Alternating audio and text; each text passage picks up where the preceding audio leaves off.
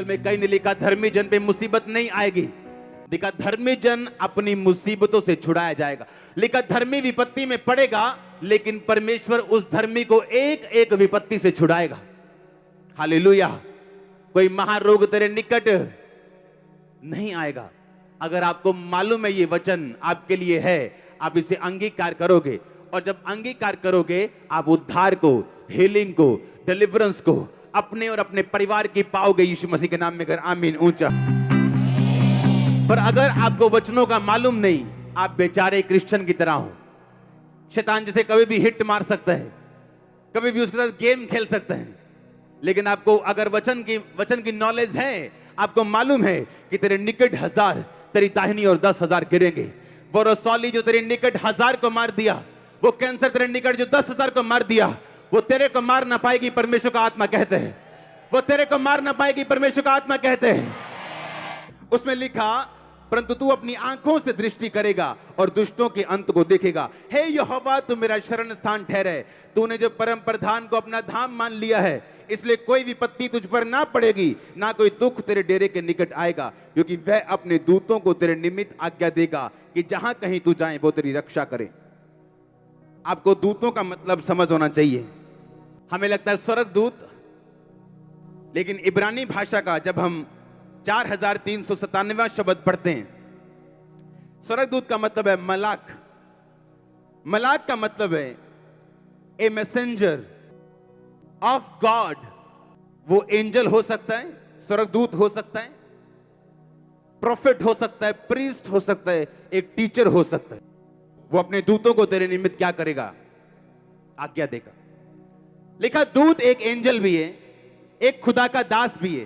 Priest यानी खुदा का सेवक, टीचर यानी खुदा की बातों को सिखाने वाला। परमेश्वर ने कहा मैं तेरे निमित्त दूतों को, एंजल्स को, प्रोफेट्स को, प्रीस्ट को मैं आज्ञा दूंगा। मैं तेरे ऊपर पास्टर्स ठहराऊंगा, मैं तेरे ऊपर एंजल्स भी, तो स्वर्गदूत भी दूंगा, लेकिन मैं तुझे खुदा के दास भी दूंगा, ताकि तू बरकत पा सके और तू हिले ना। आपको चर्च में चाहे छोटी सी छोटी इंस्ट्रक्शन क्यों ना मिले, आप चाहे चर्च के कोई भी मेंबर हो, काम करने वाले वर्कर हो, आप कोई हाई पोजीशन पे हो, आपको एग्जैक्ट फॉलो करना है, नहीं तो हमेशा आपको कॉन्सिक्वेंसेस, आपको उसके नतीजे भुगतने पड़ते हैं। और आपका स्पिरिचुअल फादर जब आपको थोड़े से ही इग्नोर करे उस चीज को ना करने के लिए, आपको तभी फॉलो करना है, नहीं तो प्रॉब्लम्स हमेशा आपको फॉलो करती। परमेश्वर ने कहा मैं तेरे ऊपर मैनेजमेंट ठहराऊंगा, मैं तेरे ऊपर लोग ठहराऊंगा, मैं तेरे ऊपर दास ठहराऊंगा और दूत दूंगा। तूने सिर्फ उनकी बातों को फॉलो करना है, आशीष अपने आप आएगी। जब आप फॉलो करते हैं सिस्टम को, आप बरकत पाते हैं। आमीन।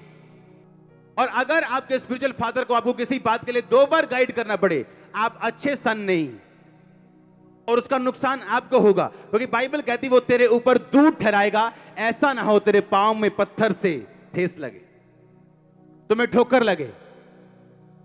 और अगर तुम ध्यान से उसकी बातों को सुनोगे और सिर्फ उसका मन जानने की कोशिश करोगे अपने अपने अपने पास्टर का, तो तुम कभी दिक्कत में नहीं आओगे। बाइबल कहती है उसको परमेश्वर ने खड़ा किया, उसके मन को परमेश्वर ने मसा किया, उसके होठों पे परमेश्वर ने उसको मसा किया। उसके शब्द राजाओं के शब्द हैं जो बिना फल के वापस नहीं आएंगे। और बाइबल कहती है परमेश्वर ने बुद्धि दी है हमें, वचन दिया है हमें। कोई महारोग आपका हिस्सा नहीं, आप रोज बोलेंगे। कोई मरी मेरा हिस्सा नहीं, आप रोज बोलेंगे, क्योंकि उद्धार मुंह के अंगीकार में है।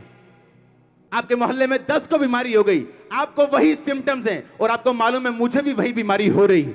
आपके मुंह से जब निकलेगा कोई महारोग मेरा हिस्सा नहीं, कोई मरी मेरा हिस्सा नहीं, मेरे दाहिनी और 10,000 इधर 1000 गिरेंगे, परंतु वो मेरे पास ना आएगा।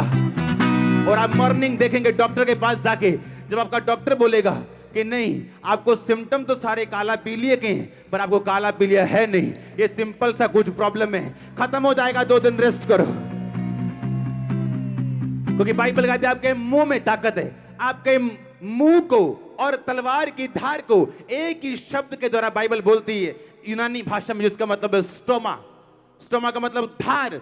आपका मुंह एक तलवार की धार की तरह है, जो बीमारियां काट सकता है, गरीबी काट सकता है, सिचुएशंस को काट सकता है, अगर आप उसे सही तरीके से इस्तेमाल करें तो। हालेलुया। परमेश्वर के दास के द्वारा टीचिंग्स को सुनने के लिए, अनाउंसमेंट्स और अपडेट्स को जानने के लिए आप हमारे YouTube चैनल को सब्सक्राइब करें और साथ में बेल आइकन को दबाएं ताकि जब भी कोई नई अपडेट हो तो आप सबसे पहले जान सकें।